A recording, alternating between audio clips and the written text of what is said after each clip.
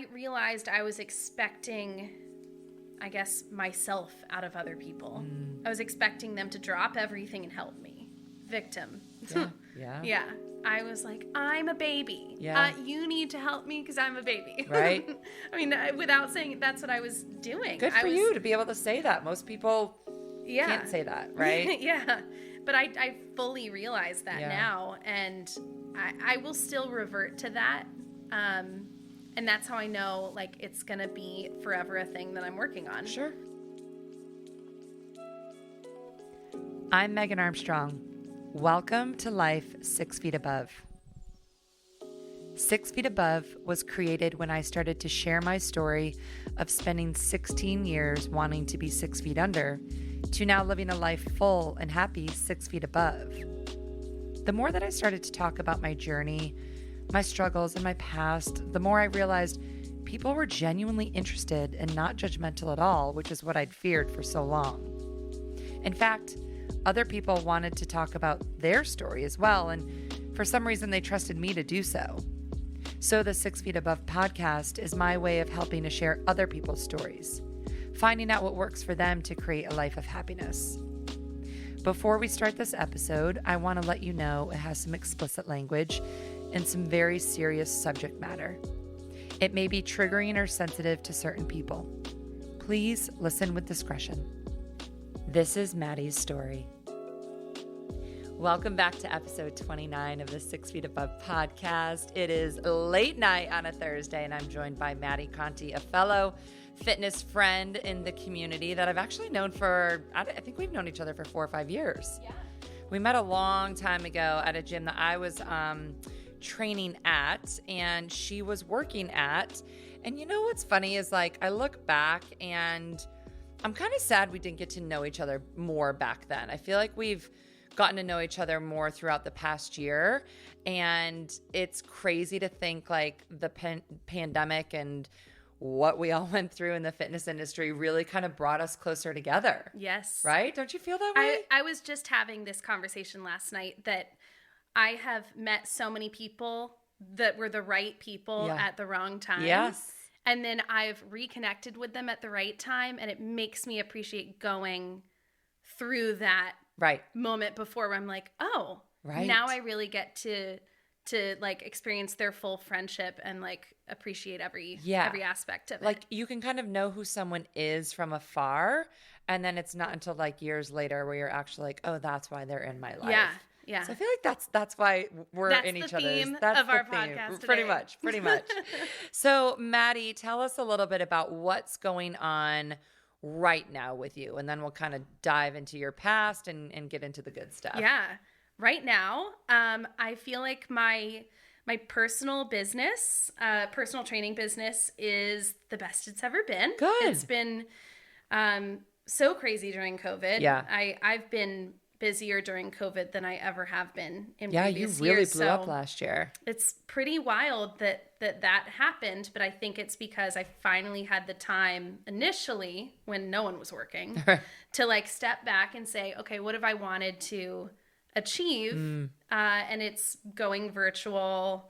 It's exploring other exercise modalities and like just increasing my, I guess, reach. So that I can impact more people.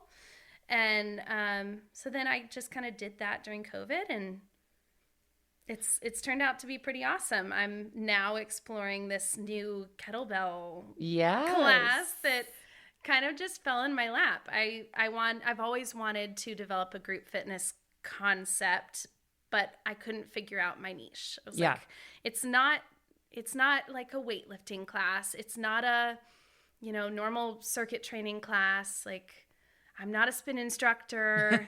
I couldn't figure out where I fit in the group fitness world. Will you explain to listeners what a kettlebell is? Because a lot of them are going to be like, what is that? So a lot of people call it kettleball. But it is a sphere with a handle on it. And it's has Russian roots, and it's steel. Yeah, and it weighs, you can buy them in all different weights. Yeah, they're usually in kilograms, although they make them in pounds too. But I typically use like an 8 to 12 kilo bell. Which is what, like 16 pounds? Whatever Something the number like that. times 2.2. Okay, yeah. I'm not going to do that. One of my math clients tonight. was like, Oh, it's double a it lot and more then than add that. 20%. I was like, too much. Too much. It's like 20 pounds. Yeah, an there we 8 go. kilo bell is like 18 Okay. pounds. Okay. So anyway, I love kettlebells. I always have. I feel like they feel so much better to hold than dumbbells. Yeah. And at the beginning of COVID, I had a set of 12 kilo kettlebells. And so I was streaming live workouts every day with a different like guest every day. And it was so much fun. And a lot of the most popular ones were with kettlebell experts. Right. So I started kind of learning from them the art of hardstyle kettlebell training. Were those the only weights that you had when COVID happened? Initially. Because we couldn't find weights, right? Like it was really hard to get anything. I took them from my dad's gym. Yeah, yeah. I was like, Dad, I'm taking these 12 kilo bells because the 16s were too heavy and he didn't have anything lighter. And looking back on it, I'm like, oh my God, the 12s were so heavy. I never use 12s now. But it was so much fun, like going live with these different kettlebell people. One in particular, Drew. Shout out to Drew. He kind of taught me how you can piece the grinds and ballistic lifts together to create flows.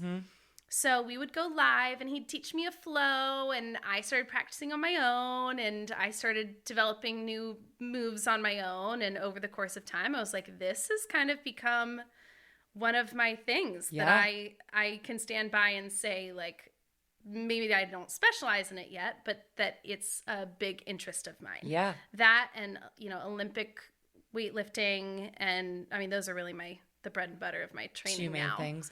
Yeah. So you started to incorporate it into your personal training with the virtual stuff. And then kind of once the world back opened, developed that into a group session where you were teaching kind of like a 101 format. And that's really grown over the past 6, 7, 8 months, right? Actually, I've only been doing the class for like 3 months. Have you? Yeah, since Why January. do I feel like it's been so long? Because I've done it every week. Okay, maybe that's why. That and it's all I post about now. I've been to a few of them. They actually are really fun. And it's kind of this weird, especially for somebody that's, used to training, it's this weird sense of empowerment. Like, because I've worked with kettlebells, but incorporate it into my workout, it doesn't become like the whole workout. Right. And for you, it's really the whole workout. And you taught me that there's so many different things you can do with it. So it's been cool to be empowered to use one piece of equipment. And I think a lot of times, especially during this past year, people at home are like, I don't have any equipment. And it's like, you really only need like something around the house or one thing. So this is kind of your thing. So the pandemic kind of brought this, niche to you, niche or niche. I never know how to say that. Niche to you. And you're really kind of, you're finding your path, which is really cool. Yeah. Really cool. And I think that's when you know it is your path because it just kind of hits you out of nowhere. Right. And it grows on its own. Right. You don't really have to try too hard for it to go there. And, God, what's the Psalm? Where it's like, okay, man can have his own path planned out, but it's really, God's plan that prevails. Yeah. And it's interesting that this has all, sprouted over the last few months because it was as I was feeling like defeated in my quest to find the perfect space to open my facility. Right.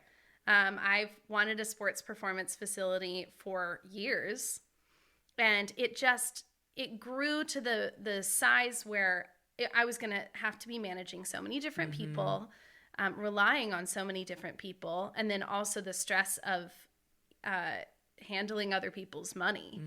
It's like it's gotten to the point where it's bigger than I feel comfortable like taking on. Yeah, it's a big thing to open up a space, and it's hard, especially in Atlanta. I mean, Atlanta's so saturated. Probably a little bit less now, unfortunately, because a lot of places had to close. But it's like finding the right part of town. Yeah. Because there's so many different areas you can go. And, they say people are most likely to work out in a gym that's within like mile radius from where they live. Yeah. Which makes it really hard when you're a personal trainer and you're trying to, accommodate several different people in several different parts of town. Yeah. And Buckhead was my community. You know, I've lived in Buckhead since I graduated from Georgia State a long time ago, 7-8 years ago. Yeah. And all of my clients live in Buckhead and Brookhaven. And, I've been training in Smyrna, and about half of them will drive there. But the other half, I've been training them in their homes. And it's so much back and forth. And I'm like, I've got to find a space. Yeah. And my driving force behind wanting to find a space was purely to simplify my schedule. And I was like, that's not a good enough reason to like take all of this risk on. Right. So I stepped back and I was like, okay, what if I sat here and breathed for a second, and I developed another concept that doesn't require a brick and mortar location? Cool. So that's when I started thinking about the kettlebell thing called Kettle Club. And my thought was it can be a certification that then we implement, that class or that course into other gyms. Yeah. That even didn't sit well with me, because I'm like, I'm not there to make sure that it, like, the integrity of the class is upheld. Sure. Yeah. So I was like, maybe I keep it even smaller than that. So I just made sure every Sunday at 10 a.m. I had that class, no matter if it was 5 people or 30. Right. And it just happened to be that it was always like 20 or more people, because it was consistent. Right. And now it's at the point where I would feel comfortable adding, more classes to my schedule. And I'm looking at hosting it in other places, and purely just to see who shows up. Sure. Will it be the same people that were showing up at this other gym, or is it going to be a whole new crowd? And it looks like it's going to be the same people plus more from that kind of neighborhood. So how did you get into fitness? Let's go backwards a little bit. So I'm a musician, and I have a degree in music performance. I'm a percussionist. And in my first few weeks of school, I had a wrist injury pop up, of course. Where'd you go to school? Georgia State. Okay. I actually went to Columbus State for my first 2 years. I was going to say, you went somewhere first. Yeah, Columbus State for my first 2 years, transferred to Georgia State for my last 2. But I had this ganglion cyst that, for most people, it isn't painful, but where it was on my wrist and what I was having to do for 6-7 hours a day made it very painful. So for 3 years in a row, I had surgery on my wrist to repair this tendon that just kept getting damaged. Yeah. I was like, well, what's the deal? Yeah. And it was my orchestra conductor sat me down. He's like, okay, maybe you start eating well and drinking water and exercising and sleeping and like take care of your body. This is when you're like 19, 20 years old or whatever. What? You're like, what? I ate a can of green beans for lunch. Is that not enough? And like 8 ounces of water today. Right. So I started doing all of that, exercising. Taking care of yourself. Yeah. Well, I was doing what, even at that point, what I thought was taking care of myself, which was not. Sure. It was still slightly better than what I was doing before. Yeah. And it proved to be enough to keep my wrist in shape for my whole senior year. Really? Yeah. So you didn't have any surgery senior year? None. I had a cortisone shot. Okay. So the cyst popped up again like a week before my audition at San Francisco Conservatory.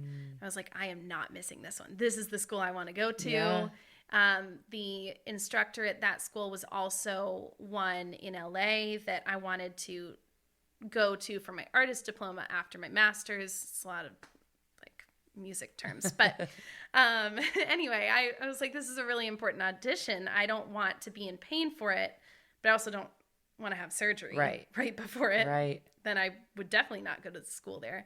So I tried the cortisone shot, and it, I guess, worked because it made the cyst go away. The inflammation was gone, no pain. I had an awesome audition. I got into the school I didn't end up taking. Why did you go? Oh my, something just wasn't sitting well with me. I was like, I don't know. Through that whole audition process, I don't want to say I lost my love for music, but it became so like play every note perfectly and not, I'm playing an instrument. Right. Like this should be enjoyable. So was like, maybe I'll just take a year in between undergrad and grad school and just think about it and re-audition for that school in LA and just see. Yeah. And I did take auditions again a year later, and I still didn't take anything that was offered to me. So what did you do in that gap year? I was teaching at Woodward. Okay. I was teaching their whole percussion department. So the lower, middle, and upper school plus the drum line. Got it. It was a lot. So you were still involved in it. Oh, yeah. Did you kind of fall in love more with teaching it than actually doing it? Interestingly enough, I did. Yeah. I felt like I had more purpose being not necessarily a music teacher in these kids' lives, but a mentor in their lives. I was like, maybe this is more my path, like being in the role of like service, right, and helping these kids stay on track to become, upstanding citizens, whatever. Like, but I liked being in that mentor role, because, and I knew that I was in it when they would start coming to me asking for advice on like a girl they liked, or like. It was, a girl in the percussion section asking, like, what was it like for you being the only girl? Sure. Like, the boys are making fun of me. Right. I'm like, oh, this is cool. Like, I mean, I'm sorry that they're making fun of you, but I totally identify with that. So. But you're like, you're going to be fine. Look at me now. I'm good. Like, you're going to be fine. Girl, you'll face bullying your whole life. Yeah, exactly. And it is totally. Just got to learn how to deal with it. Mindset. Mind over matter. Yeah. But because you were made fun of growing up quite a bit. Yes. Oh, we've talked about this. Yeah. So let's go backwards. We're time. gonna come back to this year because I know that's kind of what got you into the fitness. But let's back up even further. All right. You are from what town? Peachtree City. Peachtree City. I'm like, it's something PTC, with a P. But golf cart capital of the world. Isn't that where Tyler Perry's studios are? Is that that area. Yeah. Okay. So it's south of the city. Yeah. Grew up in Peachtree, like born and raised? Born in Winston-Salem, North Carolina. Moved around a lot. And then when I was 3, we planted our roots in Georgia. Yeah. What did your parents do growing up? My dad works in like the construction world. Okay. He's a commercial real estate developer. Okay. And it was a project that he was working on that brought him here. And all of those other places we moved were also driven by like projects he was put on. So we were, let's see, after North Carolina, we were in Texas, California, Florida, Kentucky, and then we moved to Georgia. Okay. So pretty much like this is all you really know though, right? From 3 on. Okay. I don't remember moving to Georgia. And you have siblings. Yes, I have an older sister, a younger sister, and younger brother. Wow, and we're all musicians. Are you really? Yeah. So where does was your mom a musician? Where does that come from? My mom's whole side of the family, they were all musicians. Although my dad's side of the family was musicians too, but my mom's dad was the trombone soloist for the Air Force and Navy bands. Oh, cool. Yeah, so very big cool. time. What did your mom play? Clarinet. Nice. And my older sister played clarinet. My younger sister is actually going for it. And really? She's finishing up her master's at Yale right now. Wow. She plays oboe. Wow. Yep. And on Monday, she has her senior recital. Well, so I don't even know what you do with that sort of... Right. For oboe, it's very specific. Like, you are an orchestral musician. Like, what do you do with that? Yeah. So, I wanted to be a film, like, studio musician. Like a composer or... I wanted to play for like a Hans Zimmer. Okay. I wanted to be the studio musician that he calls up and is like, hey, Maddie, I need a percussionist for whatever film. Okay. And then you play for like 8 hours a day for however long, and they make a killing, actually. I'm sure. I'm sure. So that's why I wanted to go to that school and in the LA. royalties from that, I'm sure. Yeah, exactly. Yeah. So you started when you were how old? I started playing piano when I was 3 or 4. Jeez. I know. I was not focused. I mean, I don't know if we knew what ADD, ADHD was at that point, but I was totally that. But that was that? Yeah. And that's why I didn't really focus on piano. But percussion I started playing when I was 9. Okay. And I like hit the ground running with that. So were you, I mean, I would imagine it's kind of like a theater, you know, quote unquote nerd. It's different, right? Oh, You're yeah. not playing a sport. You're not in with the jock crowd. What was it like at high school? Big high school? Or I mean, even before that, you Yeah. know, middle school. I would say middle school, I was like the skater girl. Yeah. Because duh, I was the drummer. Avril Lavigne just popped in my head. Yeah, I had a Travis Barker stick bag. It was checkered. So that was kind of my crowd, like in middle school. Okay. And then, oddly enough, I would consider myself as like I was always the bridge friend. Okay. I had friends in lots of different groups, and I would say I never really I didn't really notice bullying at that point in my life.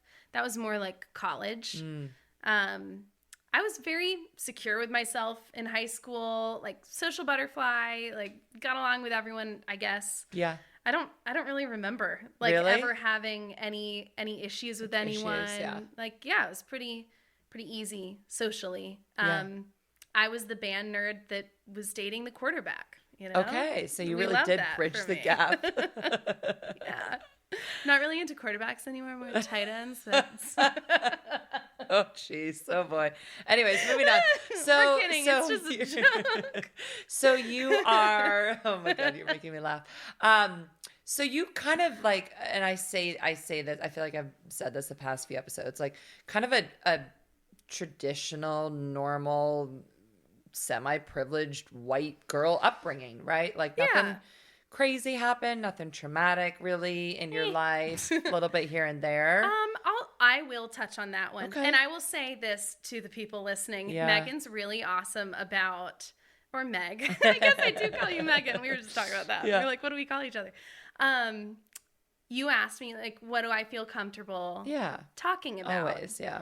And it's interesting, like, there are things I didn't even realize I do feel uncomfortable talking about until I talk about them. Right. But there is one thing that I will say I feel has shaped me as a person, especially in, like, how I approach friendships and then, you know, broken relationships with people and, like, how much emphasis I put on, like, forgiveness and you're like, where is this going? Yeah. The thing I never really, I like put it in a box and like, you know, pushed it to the back of my closet kind of situation. As does everybody. Yeah. The really painful stuff that you don't want to like feel emotions with. I was raped when I was 16. And I didn't even want to call it that because I like blamed myself. I was like, oh, well, I put myself in a situation that would lead to that. But I didn't know. Do you think that has shaped the way that you see and receive men?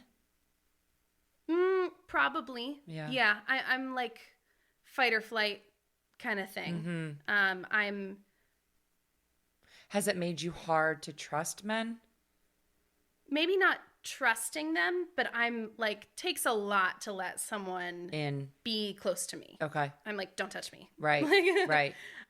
So kind of physically and mentally and emotionally. Like you have to have courted me for a while for me to feel comfortable with like in all aspects, like being close to me. Yeah.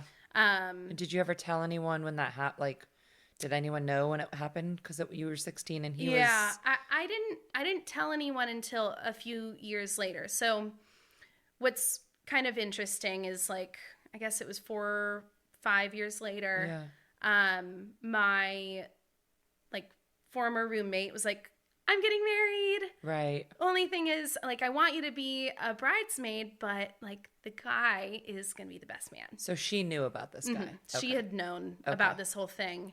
But your parents didn't know, didn't tell. I mean, I think we need to remember, like, this is years ago. Because there are several, I've talked to many women my age in our 30s that have dealt with several things. I had some things in LA that my parents know about very small things. Yeah. But they're formative. You can say them now. I feel like people can say them now, and it's almost like a thing to talk about. But 15 years ago, no one did. I know, no right? one talked about this stuff. So like definitely at 16, I did not tell anyone that this happened. Sure. So much so that like I had to chat with my sister about it because the guy was like trying to get with her like 4 years later. And I was like, okay, you need to know something. What did she say? How would she? She was like so pissed that he didn't tell her. And that kind of started the dialogue between him and me about, he's like, I feel so bad. I was so young then. I didn't know what I was doing, whatever.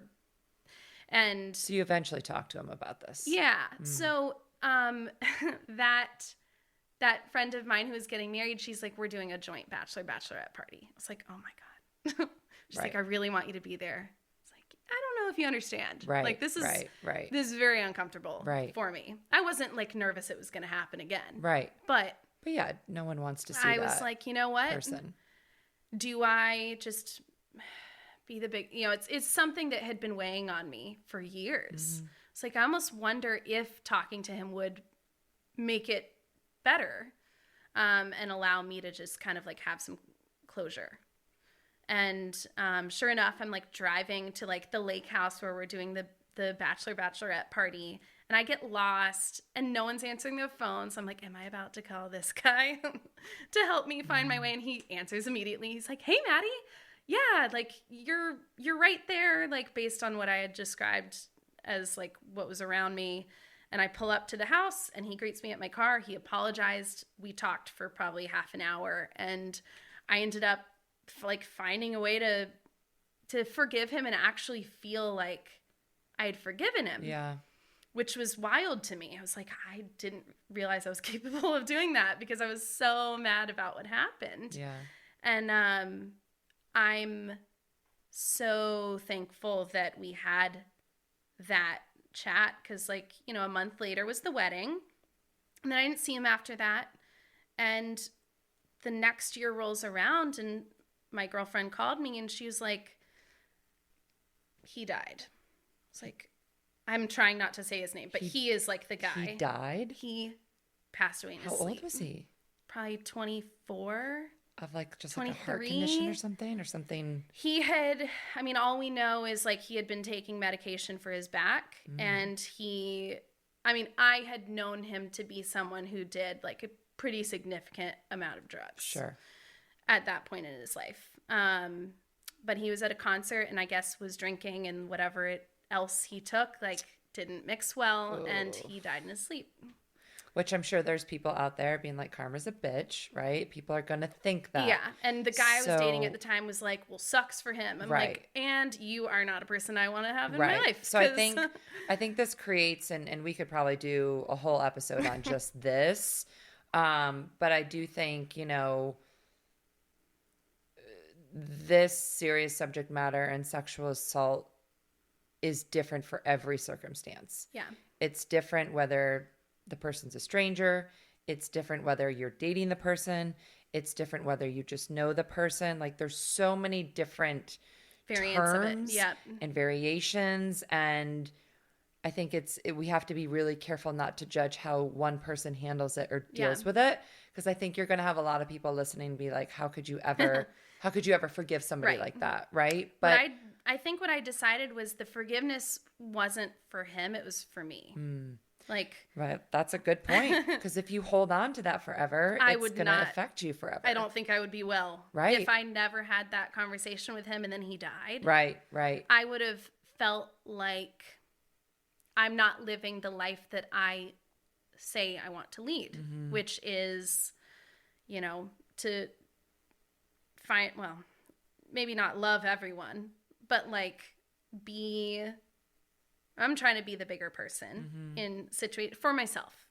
I don't like holding on to things that make me stressed and make me anxious and uneasy. Sure. And I'm like, I am ready to move on from that and leave it behind. And it's not a lesson of like, don't put yourself in those situations. Right. But it definitely taught me that I am stronger than I thought I was in being able to forgive someone for something like that. So I think too, there's a big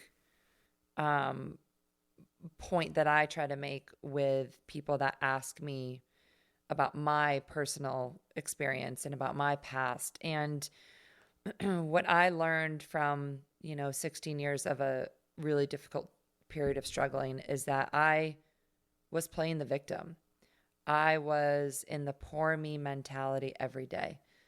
I would look in the mirror, poor me, I don't have this, I don't have this.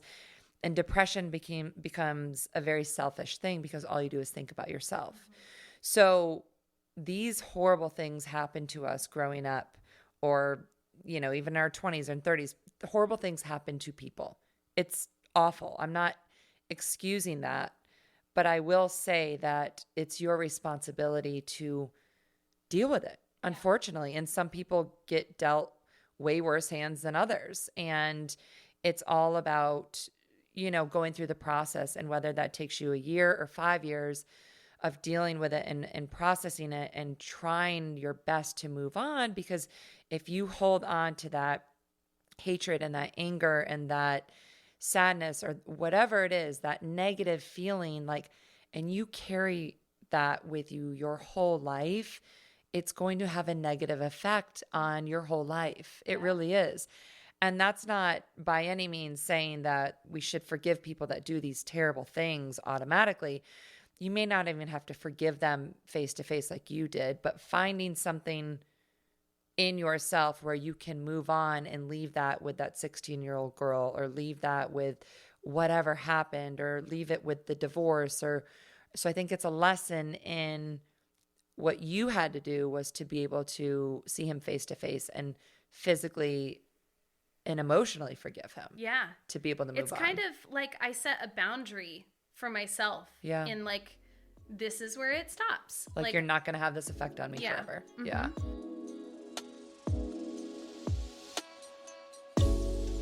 So those were your teenage years. Yeah. Definitely a formative time. And then relationship with your parents, pretty kind of average growing up as well. They supported you in what you wanted to do, going to school, all that sort of stuff. Yeah. I would say there was definitely an emphasis on you will be a musician. Oh, really? They really wanted you to? Yeah. But who knows when that was even said to me, because I remember going into high school thinking that's what I'll be doing for my career. Sure. So it is so interesting that I took a different path. And I look back on it, I'm like, I wish I had known that I was interested in athletics, but I never played a sport. I swam, but that was kind of say goodbye to that. Music is music's the whole thing. The thing. Yeah. Because it was the thing for our family. So it was, and it made sense. Right. When you have 4 kids, it's a lot easier when they all do the same thing, right? We're going to take you all to the same audition. It's pretty nice for them. We're all going to go to All-State Band in Savannah. We're all going. Yeah, I get to pick all of you up from band soccer, practice, right? Swimmer, musician, Right. So it makes sense that we all naturally did that together, especially with weekly rehearsals downtown. I can't imagine how they would have commuted, all of us around to the different practices if we all did different things. So wow. So totally don't blame them for that. And I music is a huge part of my life, and now I play piano on a daily basis and love music again. And getting my music degree taught me a lot in how to keep a schedule and manage my time. And I could buy a 30-page marimba concerto and learn it over the course of a month. And I don't even know what that means, but it sounds very fancy. So concerto is you're the soloist in front of an orchestra. Okay. And a marimba is set up like a piano, but it's 7 feet long. And you basically have to jump to play one end and get to the other. And I would play it with 4 mallets, so 2 in each hand. What? I know. It was like learning a language that you physically did. Yeah. I was reading something, but then I was hitting other. That's crazy. But so you really did play a sport. Yeah, in a way. And I'm so much better now at like my endurance of playing because I'm fit. Yeah. So it's so interesting how it all like kind That's of cool. I played the together. piano for 8 years, and I go home for Christmas and once in the summer, and I have the easy breezy piano book, and I play There you go. one time and I'm done. Like, you know that felt good. Like you get your fill. So let's bring you back to college. We'll get you into Georgia State. That's when kind of the emotional stuff started to happen with you, kind of the bullying a little bit. Columbus State. Yeah. And then let's Shout go. out Columbus State. Oh, sorry about it. Let's go there. Let's tell us about that experience. And so it's kind of interesting because I feel like all of my friends were excited about like picking their college. And I remember not being super psyched about it. I think even at that point I was like, music. Like I never really had to work too hard at it to be good at percussion. Did it just feel like a chore and it didn't really kind of like fill your soul? I didn't like practicing. But your that's parents, for sure. You knew your parents wanted it. Yeah. Okay. And that's probably why I didn't like practicing. Sure. Because I didn't really want it for myself right. at that point. I grew to want it though.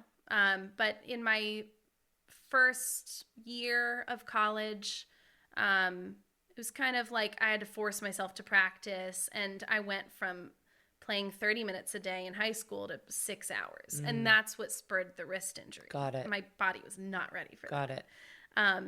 In addition to that, I had always had I liked being different and like trying new things. And I guess that's the entrepreneur in me. Yeah. Like I'll go for it, whatever. And one of the things I decided I wanted to do was compete in pageants. Were your parents supportive of that? Yeah.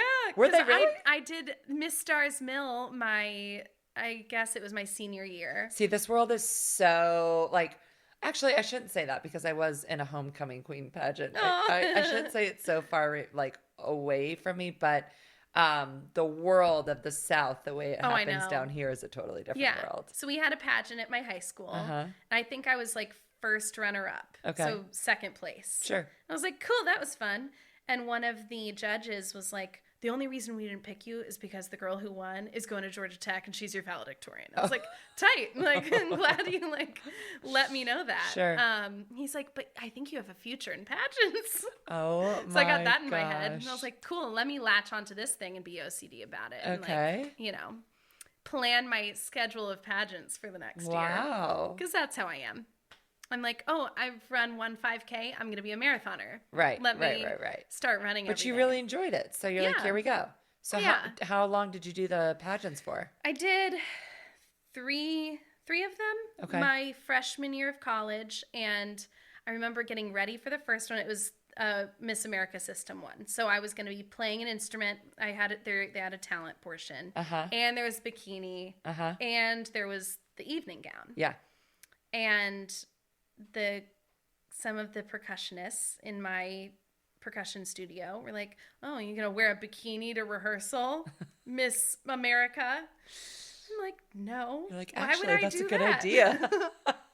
But then also I was in the computer music department too, and they would kind of say the same things. And I mean, I already kind of like, I don't want to say I stuck out like a sore thumb, but because I was in a sorority and I did pageants, and I was like, I wasn't girly, but I was not afraid to be either. Right. I was like, I'm going to do this because I want to. But remember, I was the skater chick in 8th grade, like, and the band nerd. So I'm like, So it was almost like your group of people, like the band nerds in college turned on me. Turned on you. Yeah. And really looking back on it in high school, I wasn't really close with the music kids. Okay.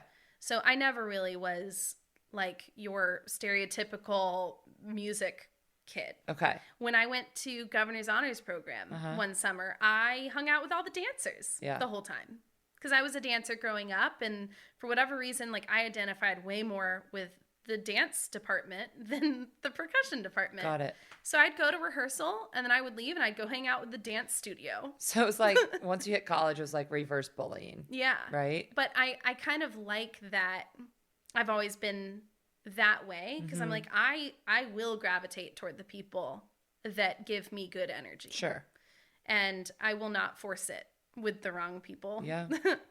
Don't want to say that I'm like, that I run, but I kind of do. Yeah. Well, like, that's this okay. doesn't feel good to me. I'm not going to like waste my time I and think energy that's on perfectly it. fine. I think a lot of people maybe stay too long and you Yeah. look back and you're like, wow, I just wasted X amount of months or years with that person or on that job Or at that gym. or whatever. Yeah, exactly. So, Yeah.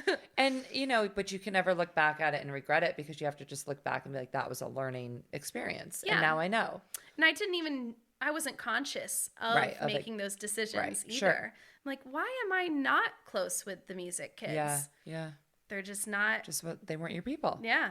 So, and I think, you know, it's crazy the universe, the way it works or God or whoever, you know, there's a bigger force than us for sure. Right. Mm-hmm. And it's like, it could feel that you weren't totally happy playing music. And it's almost like, I feel like as a career, like you got that cyst to almost force you out of playing music and push you into fitness, into taking care of my body. Right. Feeling, well, I was in the depths of depression during college and had no idea. So explain that because that's going to be really confusing for a lot of people with depression who very well know it. Yeah. So I guess growing up, I know what I felt then is depression. Okay. But I didn't know what term to use to describe it to my parents. It felt like I was playing the victim by saying that I was dealing with depression. Like, oh, she's just, you know, like using that as an excuse for being moody or not having the energy to do this thing or not doing her homework or like whatever it was. So what experiences did you have that looking back, you're now like, that was depression? I mean, any time that I would have that feeling of like on the verge of breakdown and I couldn't like put my finger on why, because I wasn't that overextended. I mean, I was doing as much as probably any kid was, maybe a little bit more, with having a couple of rehearsals for music every week, plus drumline, plus, you know, trying to have a social life. And do your schoolwork. Yeah, and do my schoolwork. So it just felt very overwhelming. Did it feel very heavy? It was like, this shouldn't be overwhelming, but for whatever reason it is. Like procrastination would happen. That's always been the thing. When I am feeling depressed, I will put off the things that need to get done and it'll make it worse. I do that too, actually. And it snowballs and I'm like, what am I doing? Or like lay in bed and I'm like, I'm actually too tired.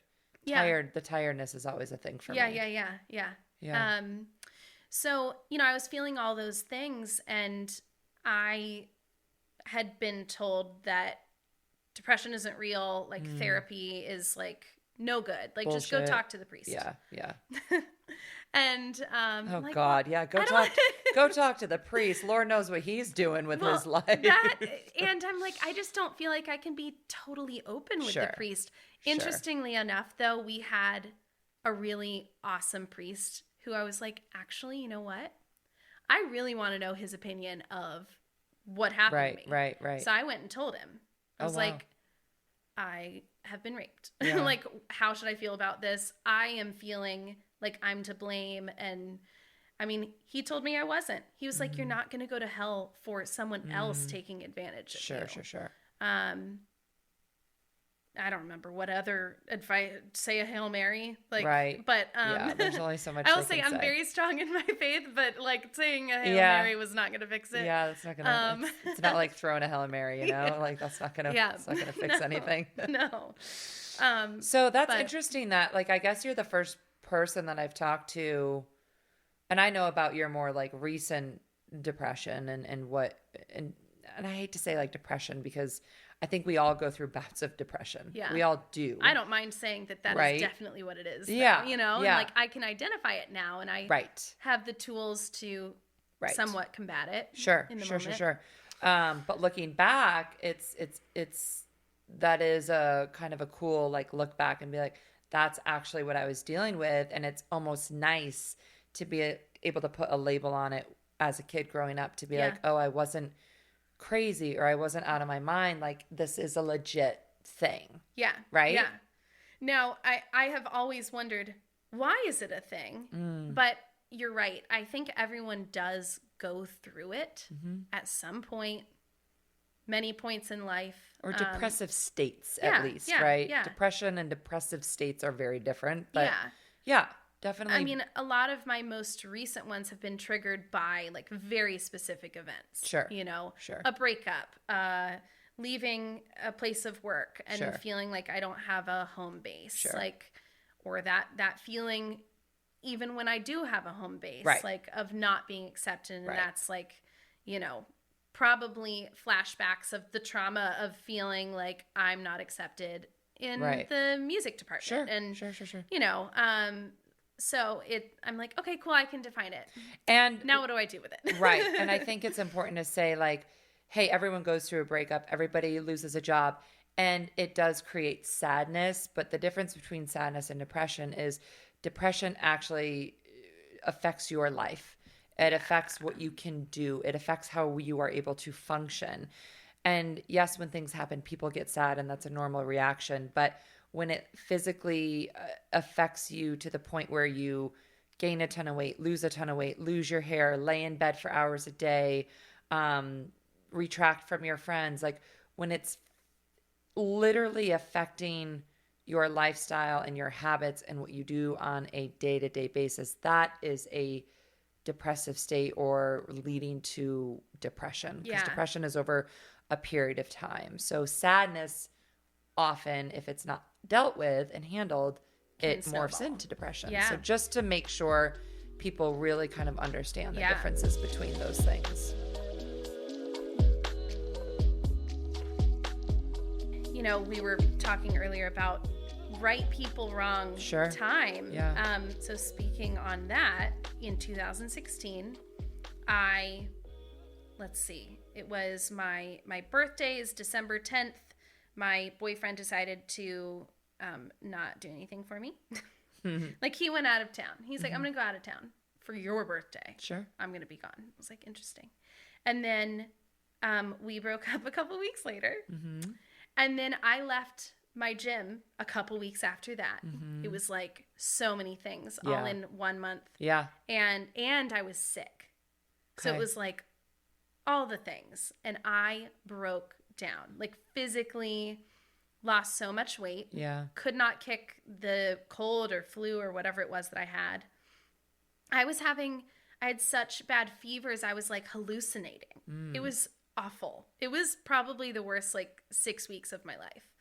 And I was being threatened with, you know, the, I guess, potential of a lawsuit because of leaving my gym, and my clients didn't want to stay. And I'm like, it was so much that, and dealing with a breakup on top of it with someone that I had been with for many years. And just kind of spun you into this. Yeah. Then I prematurely met someone awesome. And I was like, oh my God, this is not the right time for this. But he was so nice and was like really making an effort. And I was like, well, maybe I'll use this as a distraction. And I even knew it as one. But I feel so bad that I allowed it to happen, because, I mean, it eventually fell apart for that exact reason. I was not giving him what he was giving me. And I mean, we stayed together for like almost 2 years, but I still wasn't over everything that had happened with my previous relationship, because it was like I just hit pause. So on my recovery from that. Well, and you've already said this is kind of a habit that you do. You put it in a box and you put it over here and you don't deal with it. I was like, distraction is like another version of that. So of procrastination. And then I would see him in the parking lot of the grocery store and I'd lose my mind. I'm like, oh God. So how did you get to a healthier place where you are able to look back and be like, this is, I always say, like, this is what the old Megan did, right? This is an old habit I would do. I know if I'm falling back into the Megan of 10 years ago. Like, how did you get to a healthy place and now you're still going through some health stuff. Yeah. We'll get to that too. But as far as like the depression, what steps did you take to kind of get to a better place? Well, I realized I was expecting, I guess, myself out of other people. I was expecting them to drop everything and help me. Victim. Yeah. Yeah. Yeah. I was like, I'm a baby. Yeah. You need to help me because I'm a baby. Right.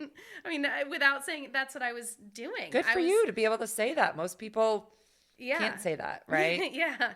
But I fully realize that Yeah. now. And I will still revert to that. And that's how I know, like, it's going to be forever a thing that I'm working on. Sure. But the guy I was dating kind of enabled it too, because he was there for me when I would say, I need you. Like, I've got another migraine. That was happening on a weekly basis at that point. You know, like, woe is me, like, work isn't good. Like, can we go, will you like leave work and go get lunch with me because I'm sad today? And he would do it. And in my mind, I was like, that's a good boyfriend. But really what he probably should have done was say, no, Maddie, like, you need to talk to a therapist. Right. Figure out what's going on. Right. He eventually suggested that to me. But also, like, that's not his job to tell you that either. That's right? true. That's so true. There's that. Yeah.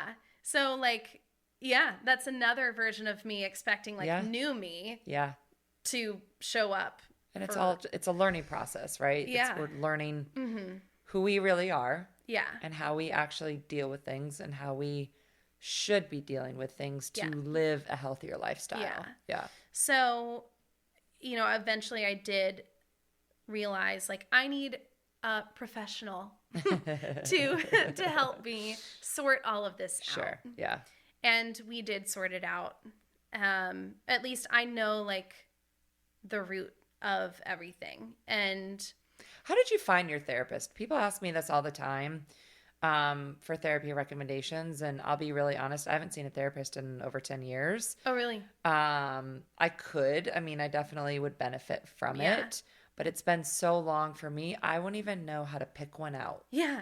So the guy who suggested that I go to a therapist, the guy I was dating, he also played keyboard at Buckhead Church. Okay. And he's like, I think they have like a thing where you can get a therapist recommended to you by Buckhead Church. Oh. So they're at least going to be in line with like your belief system. Got it. It's like, okay, cool. I like that. That's cool. Yeah. So I kind of like applied through Buckhead Church, and they were like, here are like 10 therapists that, oh, wow, based on what you say you are looking for, like they would be able to help you. And Katie Goad is my therapist. Cool. And she's awesome. She has like, she's a one-man band. She's got her little practice in Buckhead. Yeah. And I've been going to her I haven't seen her since before COVID. Okay. But I email with her sometimes. And it's interesting. Like whenever I think of scheduling a session with her now, like, and then we're going to go through these steps, and then she's going to tell me to do this thing. And like, I already know. Yeah. What to do now, which is great. I mean, that's kind of what I try to do with my clients, right? Yeah, like, absolutely. You know what to do to keep yourself in shape or in good think mental about it. health. Your brain is a muscle. Your brain is a muscle. Your brain is a I think muscle. LeBron said that, right? Maybe. I don't know. I'm not a big LeBron fan. I'm just going to say that. But it is. It's so true. And like, it's all about, especially when you're in a deep, dark place, is practicing changing the thought process. Yeah. Changing it. And it's really hard when you're that deep down. Yeah. It's really difficult. I know that. But I think of it now as the brain is a muscle.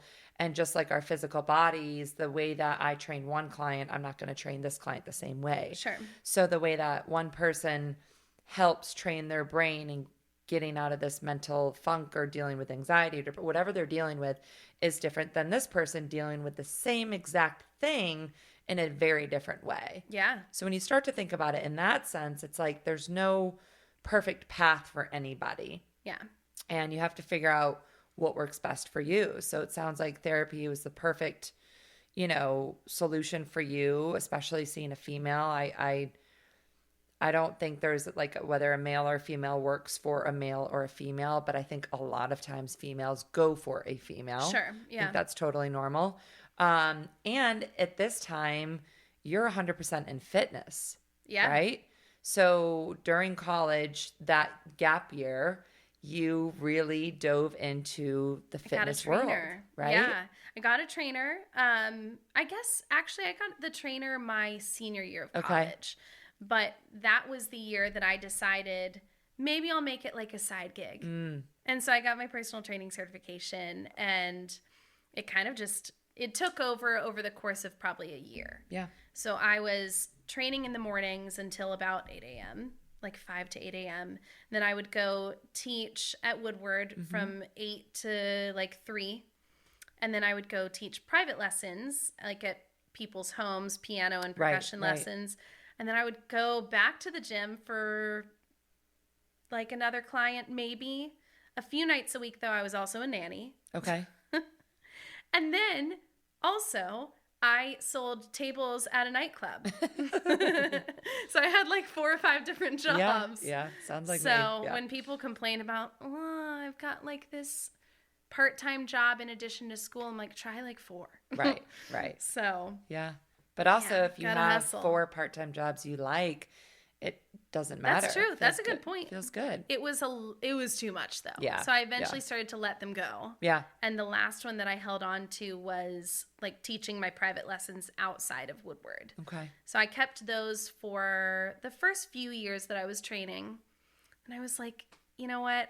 I need to let those go too. Yeah. Because I've kind of sold out my schedule, and there are more people who want to train with me, and this is the path I want to take. Yeah. And teaching music didn't feel quite as fulfilling as it used to when I was at Woodward working with those middle school and high school kids. These were like 5-year-olds playing piano. Yeah. And I was like, they're taking piano because their mom's telling them to take piano. You're like, remember Not that. because they are choosing to. Sure. Whereas these people walking in the gym are like, I need you to help me sort out my life. So you kind of found your path by Yeah. this cyst that kept coming back. That damn cyst. Yeah, that's Yeah. crazy though. I'm thankful for my cysts. Were your parents disappointed when you decided to like not go back to school and get your master's? And I did they ever actually talk don't to you about it? remember. Yeah. I think, well, I know. Or because that you have if- other siblings, they're like, okay, we'll move on to the next Right. kid. And I will say this. If I were in their shoes, I probably would have been pissed. Because Really? if you think about it, and this is why I like respect them so much for supporting what I do now, because they spent so much time and money on my music career. Sure. I think about every pair of mallets I bought. They were at least $100 a pair. I probably had 50 pairs. So do the math. Right. Plus a drum set, plus, which was, I mean, I didn't buy it, so I don't know the sticker price. Probably $5,000 for that drum set. Yeah, but you know what? That's when you sign up to have a kid. Yeah. That's what you sign up for. But they went in. Right. So then there was 7-week-long music camp in Interlochen, Michigan, Right. which I know cost an arm and a leg. Yeah. You know, at least $1,000 a week. And I'm like, I'm adding it up. I'm like, holy crap. It was so much more than just, okay, you're going to music camp. Right. It was like, my dad is working until he's 70 because of what my extracurricular activities were in high school. Right. You Right. know? So I'm like, and then I had the audacity to not become a musician. Yeah. I guess for me, I'd be like, as a parent, I'd be like, yes, I spent $50,000 on the past 18 years. But if that means that you go to college and you figure out who you truly want to be and what you truly want to do and what's truly going to make you happy, then that's even better than you doing what you thought you should have done. Sure. Or, you know, because we invested all, I think about that with swimming, like the amount of money my parents spent. And granted, it's probably nowhere near the equipment that you bought, but the camps and the traveling every single weekend, 3-day weekends. I mean, and I just quit. I'm like, I'm done. This isn't fun. I was so miserable and so unhappy. I remember they told me if I got my full ride like I was supposed to, they'd buy me a brand new car. And I felt so disappointed in myself for disappointing them. But I look back And I think I wish they had been able to see how miserable I was and how it wasn't contributing to me being a better person and a happier person. And I think parents kind of get stuck in this like tunnel vision. Yeah. And it's hard for them to see anything but that. And I would hope that I know my parents now sitting here would be like, we're so damn proud that you went that route instead because you're ultimately happy now. It took a long time to get there, but here you are. So I would imagine, you know, hopefully your parents think that about you. And well, and I think we've all kind of learned now that it wasn't like music that was making me not upset, but like depressed, I guess. Right. It was my mental state. Sure. So, but I blamed it on music. Absolutely. Yeah.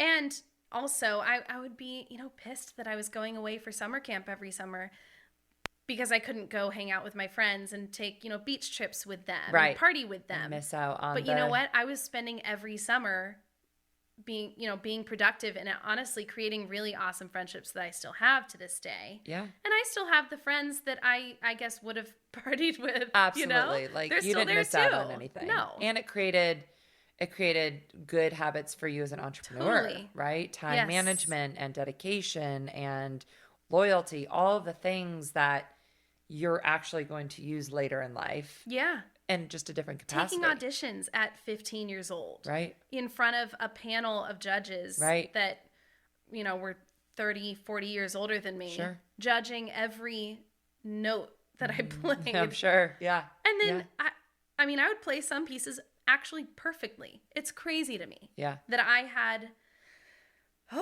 was able to get ready for auditions like that, but then also like keep my cool in them. Yeah. And perform. That's amazing to me. I would not be able to do it now. And so I'm like, I have a lot of respect for myself and like what I was able to achieve. Right. But I think you could apply that to standing up in front of a group of 30 people and teaching them how to do a kettlebell. Yes. Had I not ever been under that, like under the spotlight before, I probably wouldn't feel comfortable with a lot of the stuff I do now. Exactly. So all the things we do through life are just practice for the next thing and for the next thing. And same thing with your emotions, right? Once you start practicing dealing with it, it's like, okay, I know how to handle it now so I don't fall into that deep depression. Yeah.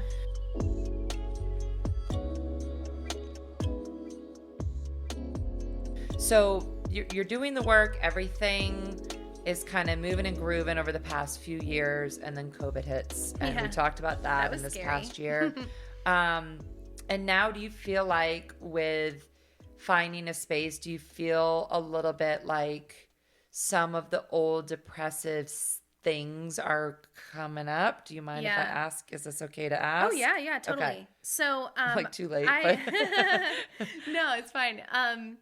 So I put a lot of pressure on myself to like keep doing more. Yeah.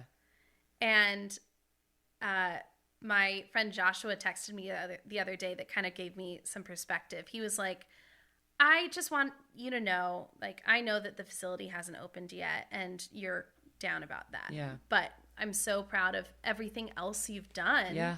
Like, don't forget that, like, that's also an achievement. Sure. And you've created this thing out of thin air that is working and growing and everyone's loving it, and you're creating this like community that you didn't have before. Because he was one of my old coworkers who, like, you know, kind of saw like what I was dealing with in terms of like bullying and such. Right. And he's like, you've found your community on your own. Like, you've kind of built it. That's what I'm saying. And he's like, it's just so cool to see, and I'm so proud of you. Aww. And like, I'm praying for you every day. And like, you know, he's the best. Yeah, he's, you know, we need more of those guys. He's awesome. We need more of those men. Joshua, don't make me cry, but please make me cry. So are you able to kind of look in the mirror right now and not fall into that that depressive sort of state, and just be like, okay, this is all in God's timing, and I just need to keep working and doing the things that I need to do? Or how are you handling it right now?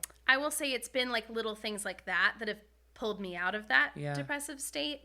I need to be better about like pinpointing it and doing something about it on my own. Sure. But But what's really cool is when you have awesome friends, they are there and can tell when you're feeling that way. And they're like, let's like talk about this. Yeah. Let's like give you some perspective. Let's like go serve others. Let's go get a glass of wine. Yeah. Like let's, you know, like get out of your head and see the bigger picture. And it's not the end of the world.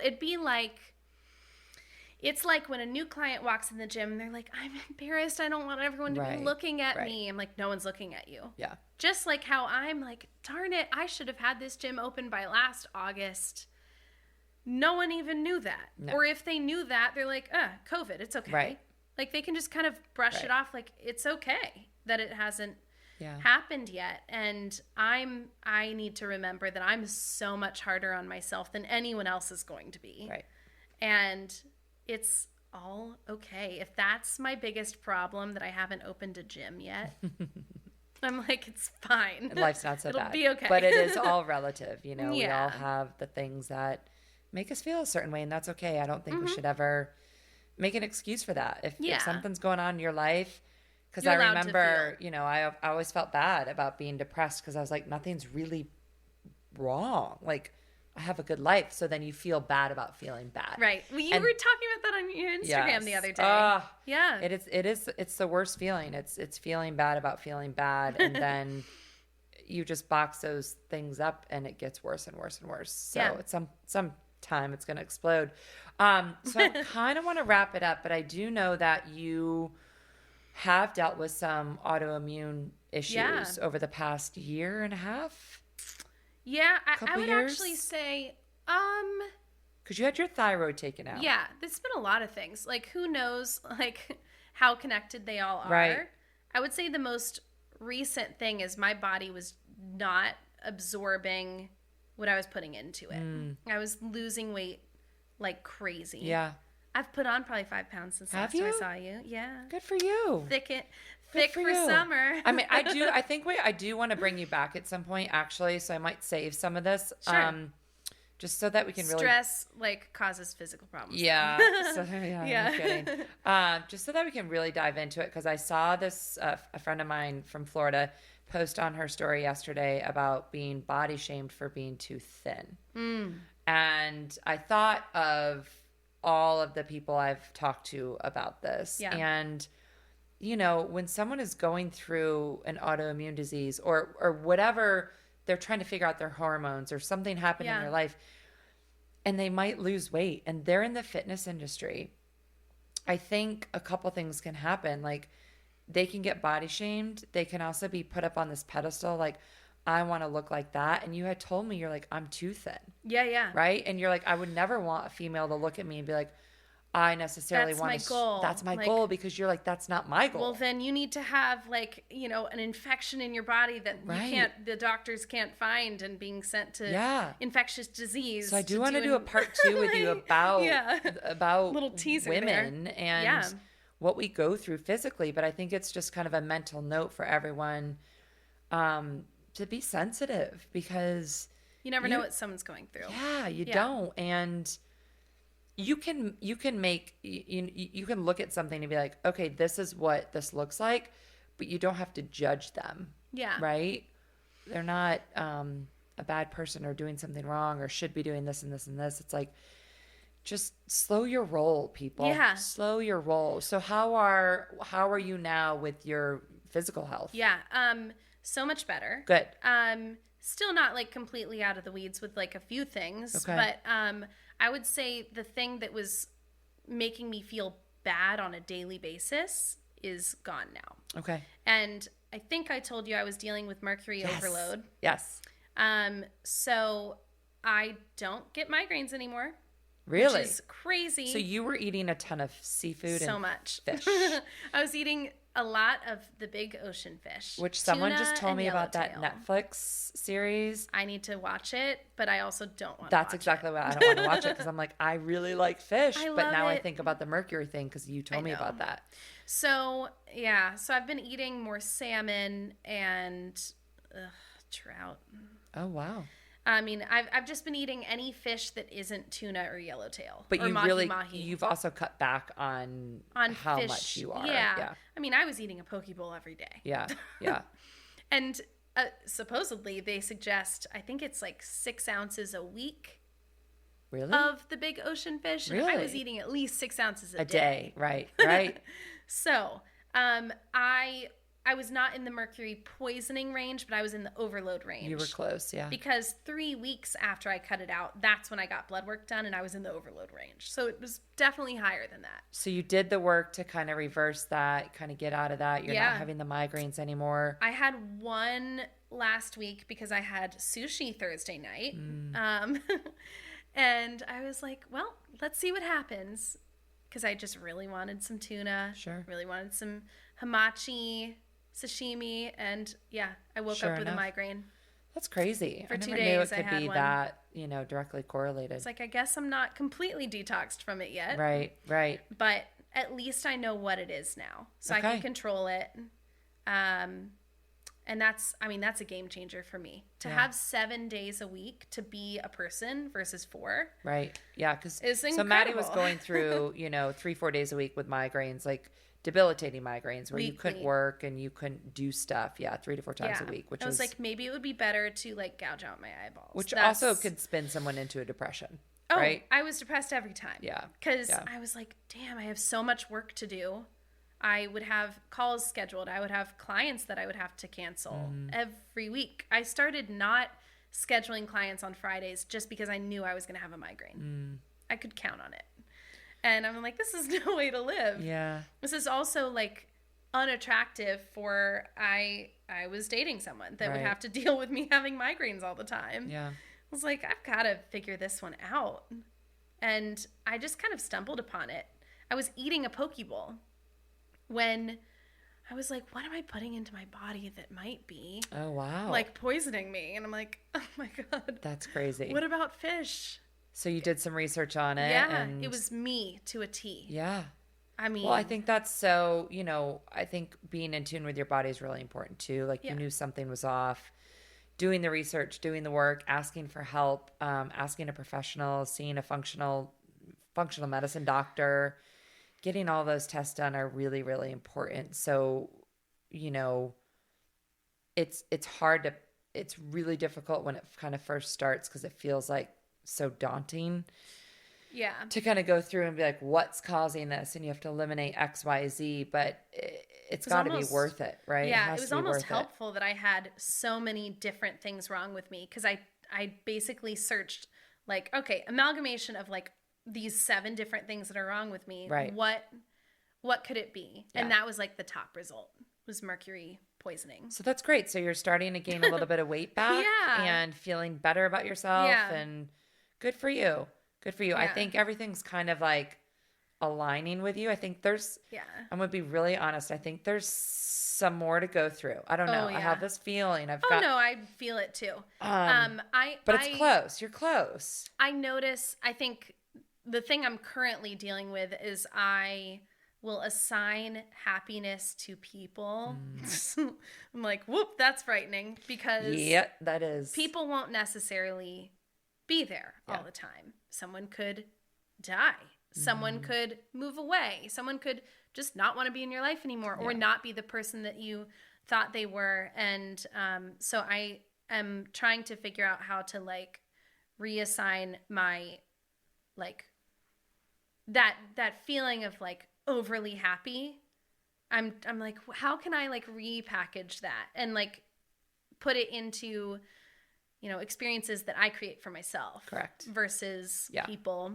But one thing that's great is, I mean, you can have as many friends as you want. So like finding that happiness and spending time with my friends is another way that I can, like satisfy that and feel that. Yeah. And like being forgiving of, how people were like family members and like having a new appreciation for why they were the way they were and who they are and like how that's had an impact on me. And I guess, again, like not expecting myself out of other people. Yeah. And you already hit the nail on the head. I mean, I've said this so many times, you come into this world alone and you go out alone. Yeah. So if you're not, yeah. I know it sounds really morbid, but it's so true. That is true. Yeah. So if you can't look in the mirror, like I'm 39 and single and I live with my dog and I love my life. I haven't dated in years and I really enjoy my life. Like you have to get to that place where your happiness isn't dependent upon anything else, not a job, not a man, not a parent, not your bank account. Because all of that can disappear. And I think a lot of people dealt with that disappearing in COVID and they never had the practice on how to deal with it. And I've had the practice since I was 13 years old and I get it. Yeah. But I think a lot of people are still doing that work. So I see you like still doing the work and you're like, you're so close. You're like right there. I would say that another way that I've found I can like feel that crazy amount of happiness is service. Like is being a light in someone else's life. Sure. Absolutely. Like, oh my gosh, this is cool. This is not something that, well, I guess I felt it as being a mentor, you know, to those kids, but, and you're finding that with your kettlebell class. Like I see like it people seems are posting, small, but it's actually like created a little community and people are posting you every day and they're like doing your flows. And that's a really rewarding feeling. It's the same reason I do this podcast. Like, yes, I know it helps other people, but it helps me. Yeah. It makes me feel good. Yes. Yeah. And at the end of the day, you need to do what makes you feel good. Because that's our number one. I'm living with myself for the rest of my life. That's it. Yeah. That's it. You get it. True. Yeah. I'm so like, I see this journey of this year and I'm really excited to see what happens. Me too. And where you land. And it's kind of cool when you don't know. Oh, yeah. There's a saying. Technically, we never know. when like my parents, they've had the same job for 30 plus years. It's the same. And that works for them. But I really kind of like the unknown because, you know, when nothing is determined, anything can happen. Yeah. Anything. Yeah. And that's kind of cool because you don't know, but for a lot of people that gives them anxiety and they want to know. They want to know how much money they're going to have or know what job they're going to have. And I think for a lot of people in the fitness industry, they have to be okay with not knowing because it can change very quickly. Fitness is very cyclical. It's very year to year and dependent on what people want and what's the new trend. So I feel like you're on the cusp of something and I'm really just kind of excited to see what you do with it. Yeah. And I'm proud of you. Oh, thank you. Yeah. I'm proud of you. Yeah, thanks, girl. Thanks. Thanks. Yeah. So can we find you? Where do we find you? Where do we find you on the gram? Let's see. Okay. So on Instagram, you can find me at Conti Fitness. Okay. And then my business account is Continuum ATL. Okay. And stand by for a brick and mortar. Stand by for that. I will say I'm putting all of my energy into doing pop-ups of this class. Do it, yes. I'm like, why not? I want to do some market research. Yeah. I'm like, let's see how it does in Miami. Let's see how it is in Nashville. I'm going to take it to Philly and Vegas and like all over the place. And maybe you find that that's actually what you will end up doing. Yeah. And not a brick and mortar. Well, and then maybe with some venture capital money, open up some brick and mortars. But yeah. You know, that's something I can do this tomorrow. Right. I can go do a pop-up in another city in 2 weeks. Yeah. And if I am focusing on the relationship building, which I think is probably my strong suit, it'll be full. Yep. You know? Yep. And that's exciting. That makes me happy. And in turn, you will be full. Yes. Right? Yeah. Well, thank you so much for being a guest. Thank you. I appreciate you, Maddie. Appreciate you. Thanks for spending your Thursday with me. Thank you for listening to this episode of the 6 Feet Above podcast. I'm your host, Megan Armstrong. Subscribe so you never miss another episode as a new episode is released every Tuesday. And if you're enjoying the series, please give us a 5-star review on Apple Podcast. Follow the show on Instagram at 6 Feet Above Podcast to keep the conversation going, and feel free to reach out to me directly at Megstagram11. This episode is a product of Audiographies, produced by Megan Armstrong and Denora Sepolia, edited by Jacob Smolian, and the music is by Keenan Willis. Funded by yours truly. I'll see you next time.